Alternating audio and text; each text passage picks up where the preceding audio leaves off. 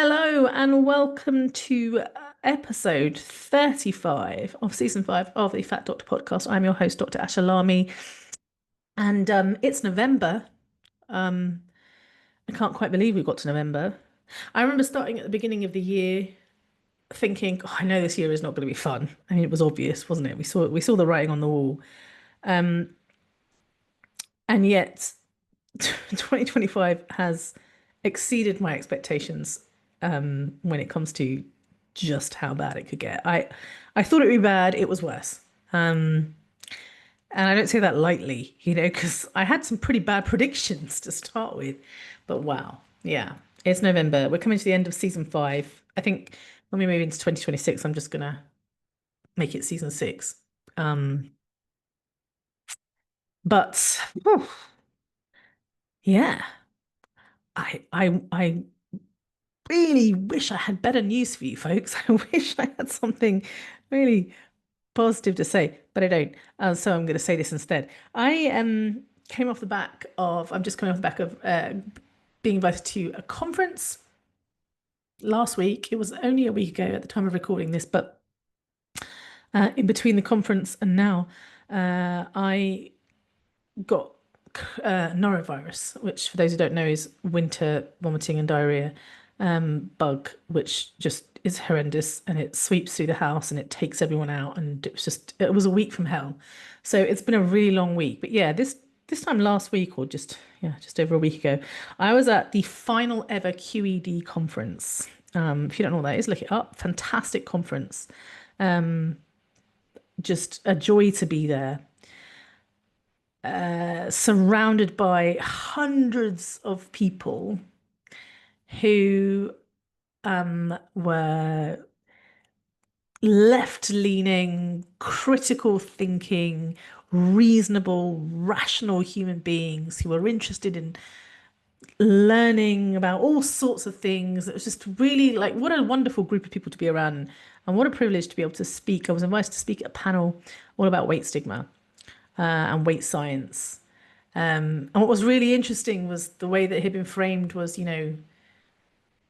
this conference has been going on for many years. There's a group of people who really are used to, critical thinking and exploring evidence and yet still struggle to get their heads around the idea that being fat is really not as bad as you're led to believe. Um, it was almost like I was on the fringe of like the fringe. This was a fringe group of people who were trying to do things differently, who were trying to think, use their critical and rational parts of their brain to see beyond the headlines and to see beyond the kind of PR stunts and to really understand and get to grips with things. So this was like a kind of like a fringe conference, really, and I was on the fringe of the fringe. That's how it felt. I was thinking to myself, wow, why is it so hard for people to get their heads around this stuff? I can say to people, I can say it over and over again, look, weight loss is not sustainable. Plenty of evidence to support this. In fact, overwhelming evidence to support this. It's just not sustainable. And even if it was, weight loss doesn't benefit your health. Again, plenty of evidence to support this. Weight loss is harmful. I tell people all the time, weight loss is harmful. It is bad for you. It causes all sorts of damage. Here's the evidence. Again, there's just tons of it. And yet, people still struggle. Rational, reasonable people still struggle to get their heads around the idea that they shouldn't be losing weight, aspiring to lose weight, shedding those final few pounds. Like that shouldn't be one of their main goals in life. Really struggle with this idea. And so I really got to thinking as I was at the conference and as I was coming back back from the conference on this on this journey from hell where I no doubt picked up norovirus. Why do we struggle so much with this? And so the next couple of podcast episodes are it's like a two-parter really, but this first episode is me trying to kind of get my head around fundamentally why people struggle so much to believe that it is okay to just be fat. Why do we struggle to understand that it's okay to be fat? Because we as a society have been taught no matter where you are in the world, no matter what you're doing, you've been taught to hate and fear fat bodies in equal measure. Just hate them and fear them. And I'm sort of trying to like really trying to like distill it down to the why. Why are what are the reasons for this? Why are we taught to hate and fear fat bodies in equal measure? And I believe there are three main reasons, right? And it's nice. It's always nice to have three. It could have been four, it could have been five. It's three, right? Three sounds good, and three is where I'm at. I think there are social reasons. I think that there are moral reasons. And I think that there are health reasons. And I put health in inverted commas because we'll get to that. And I often focus on the health, right? Because, I'm a doctor and it's kind of my shtick. But I'm not just going to be talking about that today. In fact, I think I want to kind of like dig down a little bit deeper, like peel off the layers, really think about it. Like, why does everyone else think it's bad to be fat? Why do I think it's bad to be? Why do I still struggle even after all this time and all this evidence, all this research that I've done over the years? I still struggle. I'm still struggling with it. Why? Why? And those are the three reasons I think. And the first one, the social reasons, the idea that fat people don't actually belong in society, I think is kind of like the biggest driver for me. I have been taught that fat people really just have no place in good society. Like if we dream of a utopian world, the perfect world, the perfect place to live, fat people wouldn't be in it. There wouldn't be fat people. Fat people are somehow like a sign of how far we've fallen, like a disease, like a pathology almost. That's what I was raised to believe. I'm not saying it's true. It's just what I'm raised to believe. It's hardwired into my DNA. It's almost on a cellular level. Because society, like there are cultural reasons, right? Like let's face it, there are just basic sort of broad societal standards for what is acceptable, what is quote unquote normal, and what is desirable. And those are three separate things. What is acceptable, what is normal, what is desirable. So acceptable, like, that's the kind of that's where the social and the moral reasons kind of merge together a little bit. Like who gets to decide what's acceptable and what's not acceptable? And I think it's been driven a lot by, things like the fashion industry, social media, the media, um, all sorts of like, things. And I think very much also driven by the weight loss industry. Like, in fact, I'd argue that the fashion industry and the weight loss industry kind of got together 150 years ago or 100 years ago, got married, had some babies, and as a result, like we've like been, I don't know, infiltrated. Our society's been infiltrated. This is what is acceptable. This is what is desirable.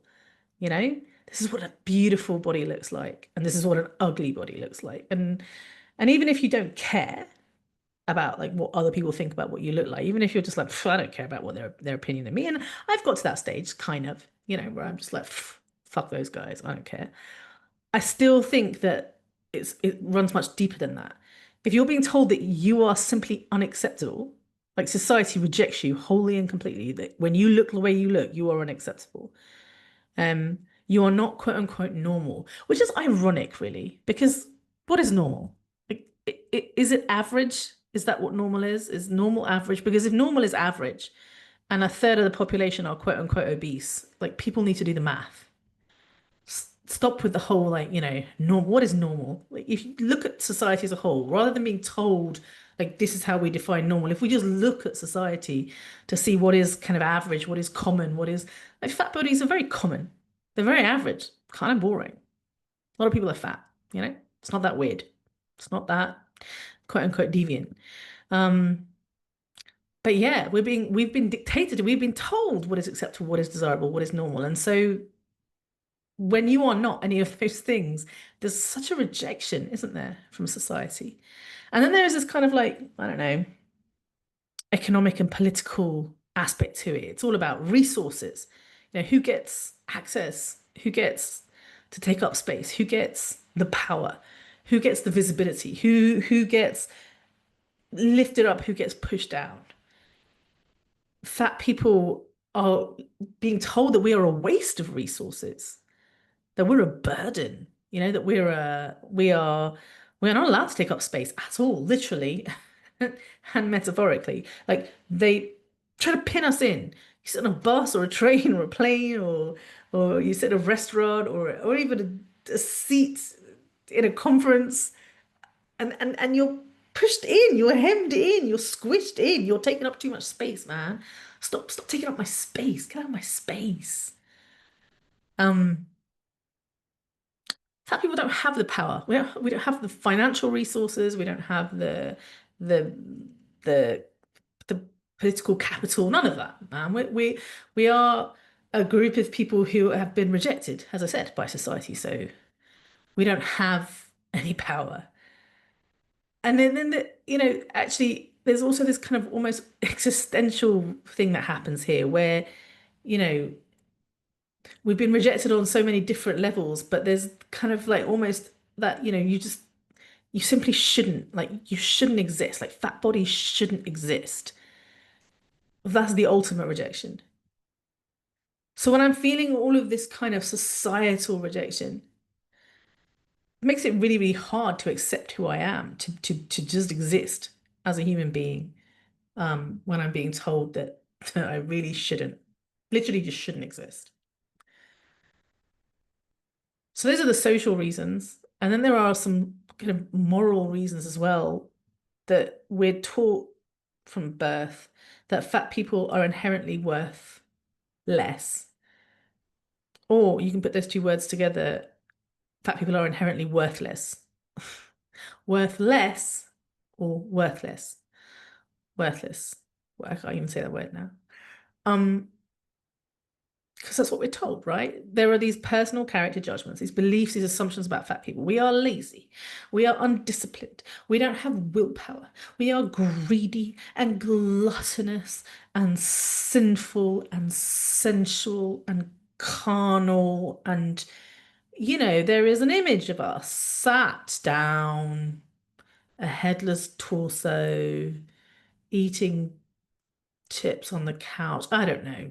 Something about potatoes. I don't. They're but poor potato man. I don't know. Poor potato. Poor humble potato, minding its own business. Got such a bad rap. But like, yeah, that's the image, isn't it?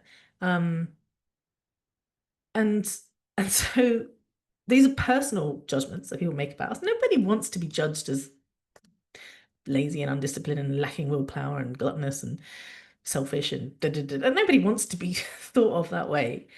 And but there's almost like that's who you are as an individual, but also how you are impacting the world around you, like your kind of social responsibility. You're a burden to the healthcare system. You are taking up resources. You are costing society money. You're such a drain, dude.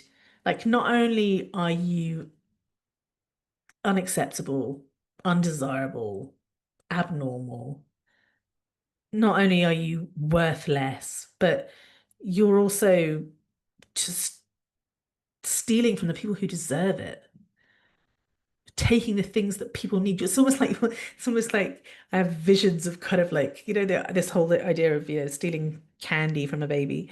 Um, Sorry, I said that in a slightly mean way. Candy's not a thing, American folks. Sweets, chocolate, that's what we call them. Anyway, no. But taking like whatever it is, something sweet from a baby. And for me, there's always this image of like a fat person that's so greedy, sees a little sweet, innocent baby. My kids always point out, babies shouldn't really be eating candy, like that's not safe. But whatever. And some fat person snatching it out of the hand, sweet little kid like trying to suck on a, I don't know. I don't know that. So I'm gonna stop because that's spiraling. But anyway, that's how I see it. That we are stealing from the innocent. That's how we portrayed anyway. And there's something in there also from that moral point of view about whether we des like what we deserve, what we as fat people deserve, not just what we're entitled to, but what we are deserving of, what we're worthy of. Are we entitled to or deserving of or worthy of respect or care or love or just basic human rights? Like, are we? Because we're such moral failures that maybe we're not. Maybe we have to make a choice. Like either stay fat or be loved, but not like stay fat and be loved at the same time. Like that just no. No. We've been taught we're not allowed to do that. So there are these like really sort of important, powerful social and moral kind of reasons why we as a society have been taught to hate and fear fat bodies in equal measure. And then comes their health, this kind of medicalized justification for the other two things. Like, because if we sit down as a society and we're just like, yeah, is it okay to tell certain groups of people just because of the way they look because of the way they look, that they're not entitled to love and respect and decency and human rights, like that they're a burden, that they are, but to make all sorts of kind of assumptions about them, to reject them wholly. Like, is that okay just based on what they look like? I think we as a society will go, yeah, or not all of us, but many of us will go, yeah, probably not. Like theoretically, no, we can't do that. So then we need some kind of justification to behave the way that we're behaving as a society. And so along comes health. It's great. We've medicalized it now. We can pretend to be concerned. We can, do all the things that we're doing and say, oh, because we care about your health. Hello. And again, breaking it down a little bit further, it's not just health, but like there is this idea that there is a denial of our current health. Like, like we're not allowed to be healthy. If you're fat, you're just not allowed to be healthy. And I'm talking about this ad nauseum about whether it is possible to be fat and healthy and what is health and healthism and all of that stuff. But there's a real kind of like almost it's really hard, isn't it, that we're not allowed to be healthy on the one hand, but we're also not allowed to be sick. It's because you're not actually allowed to be sick. We just want to blame that on your weight. So we can't be sick, we can't be healthy. There's a denial of our current reality. There's a prediction of our future health. Like if you stay fat, not only are you unlovable and unworthy, but also you're definitely going to get sick. But also, if you get sick, well, it's because you're fat. It's a catch-22. And more importantly, there is this obligation, this obligation to pursue health. And I don't think this only applies to fat people. I think this applies to everyone. Like we have been told as a society that we have an individual obligation to pursue health, that we have a moral duty to make ourselves healthier. That health is a responsibility that we owe other people. And of course, if you're fat, then, you know, that that means you have to lose weight because, like I said, you can't be fat and healthy, and you also, if you are fat, you are definitely going to get sick, and we can predict that with just by looking at you. Good luck with your diabetes. That's so yeah, it's tricky, isn't it? We live in a world where it's just almost impossible to exist as a fat person, and I think as the world gets harsher, as people become less and less tolerant, less and less accepting, um, that gets even harder and harder for us. There are fewer resources because billionaires are greedy and have sucked them all up. Talk about greedy. That's not fat people, it's billionaires. Those are the greedy people, but whatever. But fewer resources. So there are stricter um kind of cultural ideas around what's acceptable and normal and desirable. And we kind of know this, that the more right of the center we are politically, socially, um, the stricter those are and the thinner those become. There's like thinness has long been associated with nationalism and national identity, with fascism, patriotism, be thin for your country, be thin, be a better human being. And I don't ever pay attention to the Trump administration, really. I genuinely try hard to kind of block all things Trump related um, from my life, but I somehow managed to accidentally stumbled upon a few weeks ago. It was something to do with the military. I don't know. It was that dickhead, whatever his name is, Pete, what should we call it? You know who I'm talking about, Hesketh or Hegs, whatever his name is. That cock. Again, don't ever look at images of him. I try and stay away from him, but he was like was on stage, like he was lecturing a whole bunch of like military people, and they were all, from what I could tell, high up in the military, and he was just kind of lecturing them about like just looking right, like there are no fat generals, something like that. I think he made some comment, like, and I almost laughed at the absurdity of it because I was like, generals are generals. If you have made it thus far, I don't know what it takes to become a general. I imagine it's very hard. I'm not a big fan of the military, but whatever. Like, you've worked hard, you've got to where you are. Like, fat or not, they are. Like, you can't, who gets to decide? Some dickhead who, from what I understand, I don't know enough about him, but from what I understand, like, he's a nobody. Like, he doesn't, I don't even think he's served in the military. And he's lecturing all of these people about this is the way you're supposed to look. You know, we got to look a certain way. I mean, it's so reminiscent of every other fascist regime that you've ever come across. I'm not surprised that he said all of these things. This is classic fascist tactics. But yet, like the absurdity of it, this is what we're supposed to look like. This is what our nation should aspire to. The nationalism, the kind of patriotism, like that bullshit is it's well known that thinness is part of that, very much part of that, and has been for a very long time. So we have all this stuff going on in the background.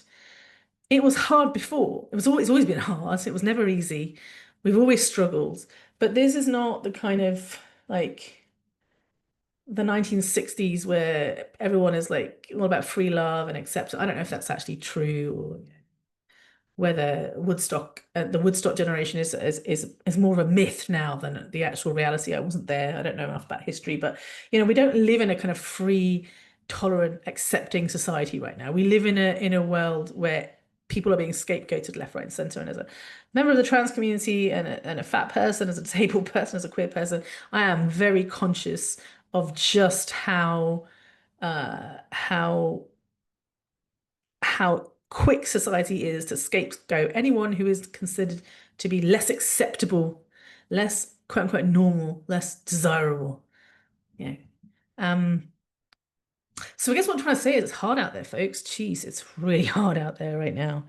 Um, I want to have like this kind of neat little ending to this podcast. I want to sort of have some rousing speech, kind of Independence Day, kind of Bill Pullman standing there talking about today will be our independence. Like that, I wish I had something to say, but I don't.